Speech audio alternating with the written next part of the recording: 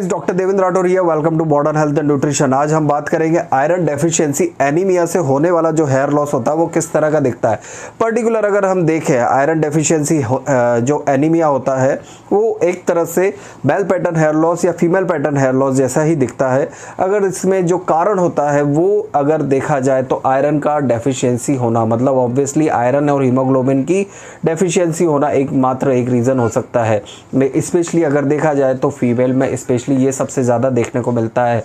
इसके अलावा इसका जो रीज़न अगर देखें, इसके कारण के बारे में अगर हम बात करें कि क्यों ऐसा होता है कि आयरन डेफिशिएंसी में ही ये वाली चीज़ें क्यों देखने को मिलती हैं, तो ऑब्वियसली अगर आप देखेंगे स्पेशली ड्यूरिंग द प्रेगनेंसी और आफ्टर द डिलीवरी ये वाली कंडीशन ज़्यादा देखने को मिलती है। तो मैक्सिमम नंबर ऑफ़ पेशेंट्स अगर देखें तो इस तरह की केसेस में हमें देखने को मिलते हैं, क्योंकि ड्यूरिंग द प्रेगनेंसी आयरन की जो रिक्वायरमेंट होती है बॉडी को वो बढ़ जाती है, और आफ्टर द डिलीवरी जब ब्लड लॉस होता है उस वाली कंडीशन में एकदम से ब्लड लॉस के कारण जो हमारा हीमोग्लोबिन का स्तर होता है वो काफ़ी कम हो जाता है।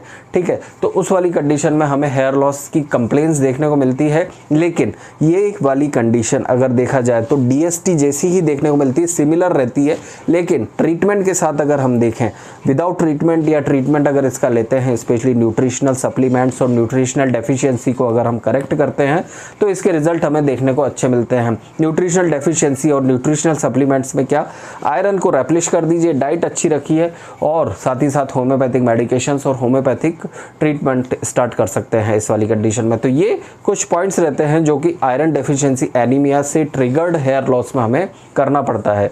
तो ऑब्वियसली इस वाली रीज़न में हमें डेफिनेटली रिजल्ट देखने को मिलते हैं। और इसके जो कॉजेज़ होते हैं, स्पेशली अगर हमें देखना पड़ता है तो हीमोग्लोबिन, CBC और फेरेटिन लेवल का जांच करवाकर हम स्पेसिफिक ट्रीटमेंट स्टार्ट करते हैं। और अगर ट्रिगर पॉइंट अगर देखा जाए आयरन डेफिशिएंसी है तो फिर उसको उसके अकॉर्डिंग ट्रीट करते हैं। अगर इसका आउटलुक और प्रोग्नोसिस देखें तो आयरन डेफिशिएंसी एनीमिया के बाद होने वाला हेयर लॉस टेम्परेरी होता है और साथ ही साथ कुछ समय के ट्रीटमेंट के बाद ऑटोमेटिकली करेक्ट हो जाता है। ठीक है, तो ये था मेरा view on iron deficiency anaemia और related to hair loss. Hope so आपको पसंद आया होगा, तो ज़रूर वीडियो को लाइक करें, शेयर करें, सब्सक्राइब कर दीजिए चैनल को। और आप मुझसे कोई भी क्वेश्चन पूछ सकते हैं इंस्टाग्राम पे, और यहाँ पर कमेंट सेक्शन में इंस्टाग्राम पे फॉलो करके आप स्टोरी में टैग कर दीजिए। आपके क्वेश्चंस के साथ मैं ज़रूर आंसर करूँगा। Thank you so much guys और जय हिंद।